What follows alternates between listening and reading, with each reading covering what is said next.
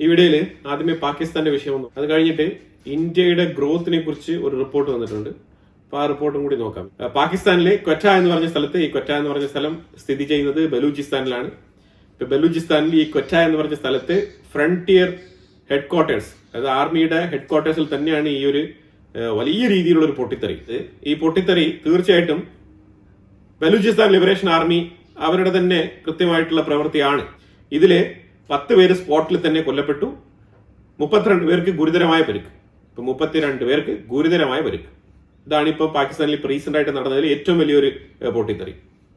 ഇത് ശരിക്കും അവരുടെ ഇന്റലിജൻസിന്റെ സുരക്ഷാ വീഴ്ചയാണെന്ന് തന്നെയാണ് ഉറപ്പുവരുത്താൻ പറ്റുന്നത്. കാരണം ഈ സർഗുൺ റോഡ് എന്ന് പറഞ്ഞ ആ റോഡാണ് ഈ ഒരു പൊട്ടിത്തെറി നടന്ന സ്ഥലം. ഈ സർഗുൺ റോഡ് എന്ന് പറയുന്നത് ഹൈ സെക്യൂരിറ്റി ഇംപ്ലിമെന്റ് ചെയ്തിരിക്കുന്ന ഒരു ഏരിയയാണ്. ഈ ആർമിയുടെ ഹൈ സെക്യൂരിറ്റി നിലനിൽക്കുന്ന സ്ഥലത്താണ് ഈ ഒരു പൊട്ടിത്തെറി സംഭവിച്ചിരിക്കുന്നത്.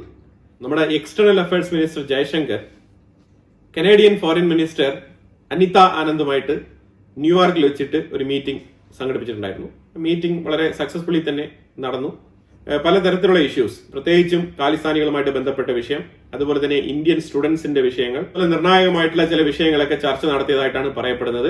അതുപോലെ കാനഡയും ഇന്ത്യയും തമ്മിലുള്ള വ്യാപാര ബന്ധം ശക്തിപ്പെടുത്തുന്നതുമായിട്ട് ബന്ധപ്പെട്ട ആലോചനകളും ഇതിനുള്ളിൽ ഉണ്ട് എന്നുള്ളതാണ് മനസ്സിലാക്കാൻ പറ്റുന്നത്. അതുപോലെ തന്നെ പാകിസ്ഥാന്റെ ഉള്ളിൽ ഇന്നലെ ഖൈബർ പഖ്തൂൺവ മേഖലയിൽ ഒരു പൊട്ടിത്തെറി. ഈ പൊട്ടിത്തെറിയിൽ 9 പാക് സോൾജേഴ്സ് കൊല്ലപ്പെട്ടിട്ടുണ്ട്. സൗത്ത് വസീറിസ്ഥാൻ എന്ന് പറഞ്ഞ ആ ഒരു ഭാഗത്താണ് ഈ ഒരു ആക്രമണം നടന്നതായിട്ട് പറയുന്നത്. ഇവിടെയും പാകിസ്ഥാന്റെ സെക്യൂരിറ്റി ബ്രീച്ച് എന്ന് തന്നെയാണ് പറയുന്നത്. സൗത്ത് വസീറിസ്ഥാനിലെ മുല്ലാഖാൻ എന്ന് പറഞ്ഞ ഏരിയയിലാണ് ഈ ഒരു ആക്രമണം നടന്നിരിക്കുന്നത്. ട്രംപിന് വളരെ പ്രിയപ്പെട്ട രാജ്യമായിട്ട് പാകിസ്ഥാൻ മാറിക്കൊണ്ടിരിക്കുന്ന സാഹചര്യത്തിലാണ് ഈ രീതിയിലുള്ള പൊട്ടിത്തെറികളൊക്കെ അവിടെ നടക്കുന്നത്.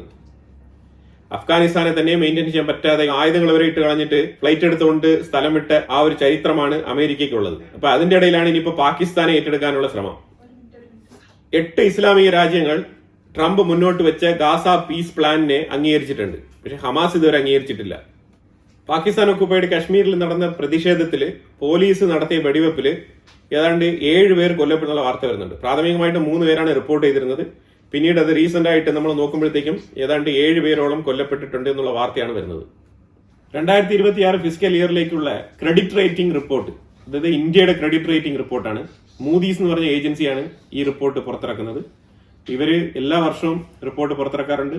ചില സമയങ്ങളിൽ 6 മാസം കൂടുമ്പോൾ, ചില സമയത്ത് 3 മാസം കൂടുമ്പോൾ, ക്വാർട്ടേർലി, ഹാഫ് ഏർലി, അങ്ങനെയൊക്കെ ഇവര് റിപ്പോർട്ട് പുറത്തിറക്കാറുണ്ട്. അപ്പൊ അങ്ങനെ അവർ ഇറക്കിയ റിപ്പോർട്ട് BAA എന്ന് പറഞ്ഞ ഒരു സ്റ്റേറ്റസ് ആണ് അവർ കൊടുത്തിരിക്കുന്നത്. BAA എന്ന് പറഞ്ഞാൽ എന്താണെന്ന് ഞാൻ പറയാം. അപ്പൊ അതിനു മുമ്പ് ഇന്ത്യയുമായിട്ട് ബന്ധപ്പെട്ട ഈ ഒരു ക്രെഡിറ്റ് റേറ്റിംഗ് ശരിക്കും ഇന്ത്യക്ക് ഗുണകരമാണോ എന്നുള്ളതാണ് നമ്മളിവിടെ നോക്കുന്നത്. ട്രംപിന്റെ ഈ ഒരു 50% താരിഫ് ഇന്ത്യയെ ഏത് രീതിയിൽ ബാധിച്ചിട്ടുണ്ട്, ഇന്ത്യക്ക് ഇതിനകത്ത് എന്തൊക്കെ കാര്യങ്ങൾ റെക്ടിഫിക്കേഷൻ ചെയ്യാൻ കഴിയും, ഏത് തരത്തിലുള്ള റിസ്ക് ആണ് ഇവിടെ ഉള്ളത്, അതായത് ഇൻവെസ്റ്റേഴ്സിന് വേണ്ടിയിട്ടാണ് പ്രധാനമായിട്ട് ഈ ഒരു മൂഡീസ് എന്ന് പറഞ്ഞ ഏജൻസി ഈ റിപ്പോർട്ട് പുറത്തുവിടുന്നത്. അപ്പൊ ഇൻവെസ്റ്റേഴ്സിന് ഇത് ഗുണം ചെയ്യുന്ന കാര്യമാണോ എന്നുള്ളതാണ് നമ്മൾ ഇവിടെ നോക്കുന്നത്. ഈ മൂഡീസ് എന്ന് പറഞ്ഞ ഈ ഒരു ഏജൻസി 114 വർഷമായിട്ട് ഈ പ്രവൃത്തി ചെയ്തുകൊണ്ടിരിക്കുകയാണ്. അപ്പൊ ഇവര് ഇപ്പോഴല്ല ഈ റിപ്പോർട്ട് പുറത്തിറക്കുന്നത്, ഇവർ പല വർഷങ്ങളായിട്ട് ഈ റിപ്പോർട്ടിംഗ് ഇവർ ചെയ്തുകൊണ്ടിരിക്കുകയാണ്. അപ്പൊ ഞാൻ ഇത്രയ്ക്ക് ഇത് പറയാനുള്ള കാരണം വെച്ചാൽ ഇത് അത്രയും ക്രെഡിബിലിറ്റി ഉള്ള ഒരു ഏജൻസിയാണ്. മോഡറേറ്റ് ക്രെഡിറ്റ് റിസ്ക് ആ കാറ്റഗറിയിലാണ് ഇന്ത്യയെ അവർ പെടുത്തിയിരിക്കുന്നത്. റിസ്ക് ഉണ്ടോ ചോദിച്ചാൽ ചെറിയ റിസ്ക് ഒക്കെ ഉണ്ട്, പക്ഷെ ഇൻവെസ്റ്റ്മെന്റ് ചെയ്യാൻ വളരെ നല്ല സമയമാണ് ഇന്ത്യയിൽ. അപ്പം India is good for investment. ഇതിനകത്ത് വേറെയും കുറെ റിസ്കുകളെ കുറിച്ച് അവർ പറയുന്നുണ്ട്. അതായത് AAA എന്ന് പറഞ്ഞു കഴിഞ്ഞാൽ smallest degree of credit risk എന്നാണ്. അതായത് smallest degree of credit risk അങ്ങനെ ഒരു രാജ്യത്തിന് തന്നെ ഇത് കൊടുക്കാറില്ല. കാരണം അത്രമാത്രം ഇൻവെസ്റ്റ്മെന്റ് ഫ്രണ്ട്ലി ആയിട്ടുള്ള ഒരു രാജ്യത്തിന് മാത്രമാണ് ആ റേറ്റിംഗ് കൊടുക്കുന്നത്. ആ റേറ്റിംഗ് ലോകത്ത് തന്നെ ആർക്കും തന്നെ കൊടുക്കാറില്ല. പിന്നെ അതേപോലെ AA ഉണ്ട്, AA very low credit risk, പിന്നെ A ലോ ക്രെഡിറ്റ് റിസ്ക്, പിന്നെ BAA അതാണ് ഇന്ത്യക്ക് കൊടുത്തിരിക്കുന്നത്, മോഡറേറ്റ് ക്രെഡിറ്റ് റിസ്ക്. അതായത് ചെറിയ തോതിലുള്ള റിസ്ക് ഉണ്ട്, പക്ഷെ എന്നാൽ ഇൻവെസ്റ്റ്മെന്റ് ചെയ്യാം. മിക്കവാറും എല്ലാ ഇൻവെസ്റ്റേഴ്സും ഈ ഒരു മോഡറേറ്റിൽ തന്നെയാണ് കൂടുതലായിട്ട് ചൂസ് ചെയ്യുന്നത്. ഹൈ റിസ്ക് റേറ്റ് ഒക്കെ ഉള്ളത് ലോങ് ടേം ഇൻവെസ്റ്റ്മെന്റ് നോക്കുന്ന ആൾക്കാരാണ് ഹൈ റിസ്കിലൊക്കെ ഇൻവെസ്റ്റ്മെന്റ് ചെയ്യുന്നത്. പിന്നെ അടുത്ത കാറ്റഗറി BA ആണ്, ക്വസ്റ്റ്യനബിൾ ക്രെഡിറ്റ് റിസ്ക് ആണ്. B എന്ന് പറഞ്ഞ റാങ്കിംഗ് എന്ന് പറഞ്ഞു കഴിഞ്ഞാൽ ക്രെഡിറ്റ് റിസ്ക് ഉണ്ട്, തീർച്ചയായിട്ടും ക്രെഡിറ്റ് റിസ്ക് ഉണ്ട്. അപ്പൊ അതുകൊണ്ട് ഇൻവെസ്റ്റ്മെന്റ് ഫ്രണ്ട്ലി അല്ല. അവിടെ പോയിട്ട് ഇൻവെസ്റ്റ്മെന്റ് ചെയ്ത് കഴിഞ്ഞാൽ ബുദ്ധിമുട്ടുണ്ടാവും എന്നുള്ളത് ഉറപ്പുള്ള കാര്യമാണ്. അതാണ് ഈ ക്രെഡിറ്റ് റാങ്കിംഗ് കൊണ്ട് ഉദ്ദേശിക്കുന്നത്.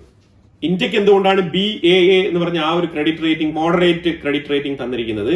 അതിനവർ പറയുന്നത് ഫിസിക്കൽ ഗ്യാപ്പ് ഉണ്ടെന്നാണ് അവർ പറയുന്നത്. ഫിസിക്കൽ ഗ്യാപ്പ് എന്ന് പറഞ്ഞു കഴിഞ്ഞാൽ ഇപ്പൊ നിലവിൽ നിലനിൽക്കുന്ന ഈ ഒരു താരിഫ് ഇംപ്ലിക്കേഷൻസ്, ഇതുകൊണ്ടുണ്ടാകുന്ന ചില കയറ്റുമതി ഇറക്കുമതിയിൽ ഉണ്ടാകുന്ന ചില ഗ്യാപ്പ്, അതാണ് അവർ ഫിസിക്കൽ ഗ്യാപ്പ് എന്ന് ഉദ്ദേശിക്കുന്നത്. അതായത് ഓവറോൾ ആനുവലി നോക്കുമ്പോഴത്തേക്കും നമുക്ക് വലിയ തോതിൽ ഈ താരിഫ് കൊണ്ടുള്ള ഇമ്പാക്ട് ഉണ്ടാവില്ല. പക്ഷെ അത് മന്ത് ടു മന്ത് നോക്കുമ്പോഴത്തേക്കും ചെറിയ വ്യത്യാസങ്ങൾ ഈ ഫിസിക്കൽ ഗ്യാപ്പ് ഉണ്ടാവാൻ സാധ്യതയുണ്ട്. അതാണ് ഈ മോഡറേറ്റ് റിസ്ക് എന്ന് പറയുന്നത്. Sustained domestic financing for ongoing fiscal gap, അതാണ് അവർ ഒറ്റ സെന്റൻസ് ആണ് അവർ പറഞ്ഞിരിക്കുന്നത്. അപ്പൊ ഇന്ത്യയിൽ ഇങ്ങനെ ഒരു ഫിസിക്കൽ ഗ്യാപ്പ്, ഇമ്പോർട്ട് എക്സ്പോർട്ടുമായിട്ട് ബന്ധപ്പെട്ട ഈ ഒരു ഫിസിക്കൽ ഗ്യാപ്പ് ഉണ്ടെങ്കിലും അത് ഇന്ത്യയുടെ ഫൈനാൻഷ്യൽ മാനേജ്മെന്റ് വളരെയധികം പ്രിസൈസ് ആയിട്ട് കാര്യങ്ങൾ മുന്നോട്ട് കൊണ്ടുപോകുന്നുണ്ട് എന്നാണ് അവർ പറഞ്ഞു വെക്കുന്നത്. അതായത് നമ്മുടെ RBI ഉൾപ്പെടെയുള്ള സംവിധാനങ്ങൾ. പിന്നെ GST നമ്മൾ ഉണ്ടാക്കിയ ചെറിയ മാറ്റം, ഈ GST ഇപ്പൊ നമ്മൾ GST 2.0 എന്ന് പറഞ്ഞു കഴിഞ്ഞാൽ ഈ ഒരു മാറ്റം നമ്മൾ സ്ലാബ് കട്ടിംഗ് ഒക്കെ കൊണ്ടുവന്നല്ലോ. അപ്പൊ അതുകൊണ്ട് ലോങ് റണ്ണിൽ ഇന്ത്യക്ക് ഗുണം ചെയ്യും ഈ ഒരു സ്ലാബ് കട്ടിംഗ്. പക്ഷേ തൽക്കാലം ഇമീഡിയറ്റ് ആയിട്ട് ഗവൺമെന്റിലേക്ക് വരാൻ വേണ്ടിയിരുന്ന കുറച്ച് ടാക്സിന്റെ ആ ഒരു വിഹിതം, അതിലൊരു ചെറിയ വീഴ്ച ഉണ്ടാവും. അത് ഇൻവെസ്റ്റേഴ്സിനും അതുപോലെ തന്നെ ഗവൺമെന്റിനും, ഇന്ത്യൻ ഗവൺമെന്റിനും അതൊരു വീഴ്ചയാണ്. അത് ചെറിയൊരു ബുദ്ധിമുട്ടുണ്ടാക്കും. അതെല്ലാം തന്നെ ഒരു ഫിസിക്കൽ ഗ്യാപ്പ് എന്ന് പറഞ്ഞ ആ ഒരു ഏരിയയിലാണ് ഇതിനെ പ്ലേസ് ചെയ്യുന്നത്. പിന്നെ ഈ താരിഫും ഇന്ത്യൻ റുപ്പി US ഡോളറുമായിട്ട് തമ്മിലുള്ള ആ ഒരു കോമ്പിനേഷനിൽ അതിന് വലിയ ബന്ധമൊന്നുമില്ല. അതും തമ്മിൽ രണ്ടും രണ്ടായിട്ടുള്ള വിഷയങ്ങളാണ്. അതും ഇവര് കൃത്യമായിട്ട് എടുത്ത് പറയുന്നുണ്ട്. 2026 ഫിസിക്കൽ ഇയറിലെ ഇന്ത്യയുടെ ഗ്രോത്ത്, GDP ഗ്രോത്ത് 6.5% ആയിരിക്കും എന്നുള്ളത് വളരെ ഉറപ്പിച്ച് അവർ പറയുന്നുണ്ട്. 6.5% അത് വളരെ നല്ല ഫിഗറാണ്. ട്രംപ് ഇത്രയും നാളും അമേരിക്കയിലുള്ളിൽ ക്രിയേറ്റ് ചെയ്യുന്ന ഒരു പ്രൊപ്പഗണ്ട ഉണ്ട്. ആ പ്രൊപ്പഗണ്ട എന്ന് പറഞ്ഞാൽ അത് നമുക്ക് നമ്മളുടെ കാഴ്ചപ്പാടിൽ പ്രൊപ്പഗണ്ട എന്ന് വിളിക്കാം. പക്ഷെ അമേരിക്കയെ സംബന്ധിച്ചിടത്തോളം അമേരിക്കൻസിന് ഏറ്റവും കൂടുതൽ ജോലി കൊടുക്കുക എന്നുള്ള രീതിയിലുള്ള പ്രവർത്തനങ്ങൾ, അതാണ് ഈ മെഗാ കൊണ്ട് ഏറ്റവും കൂടുതൽ ഉദ്ദേശിക്കുന്നത്. അപ്പൊ അതുകൊണ്ട് ഏഷ്യൻ സൈഡിലുള്ള എംപ്ലോയീസിനെ ഏറ്റവും കൂടുതൽ കട്ട് ചെയ്യാൻ തന്നെയാണ് ശ്രമിക്കുന്നത്. അപ്പൊ അതിനാണ് ഈ ഒരു H1B വിസ എന്നൊക്കെ പറഞ്ഞുകൊണ്ട് ഫീസ് സംവിധാനങ്ങളൊക്കെ കൊണ്ടുവരുന്നത്. ഇത് കൊണ്ടുവരാൻ ശ്രമിച്ചിട്ട് മാത്രം കാര്യമില്ല. അമേരിക്കയുടെ ഉള്ളിലുള്ള യങ്സ്റ്റേഴ്സ് അവരാണ് ചിന്തിക്കേണ്ടത്. കാരണം യുവാക്കൾക്ക് ജോലി വേണമെന്നുണ്ടെങ്കിൽ അവരവരുടെ സ്കിൽ ഡെവലപ്പ് ചെയ്യേണ്ടിയിരിക്കുന്നു. അപ്പൊ അങ്ങനെ അല്ലാന്നുണ്ടെങ്കിൽ അമേരിക്കയിൽ ഇപ്പൊ ട്രംപ് മാത്രം മനസ്സ് വെച്ചിട്ട് കാര്യമില്ല. അതായത് അമേരിക്കക്കാർക്ക് അവിടെ ജോലി വേണം എന്നുള്ള ആഗ്രഹം അമേരിക്കൻസിന് ഉണ്ടാവണം.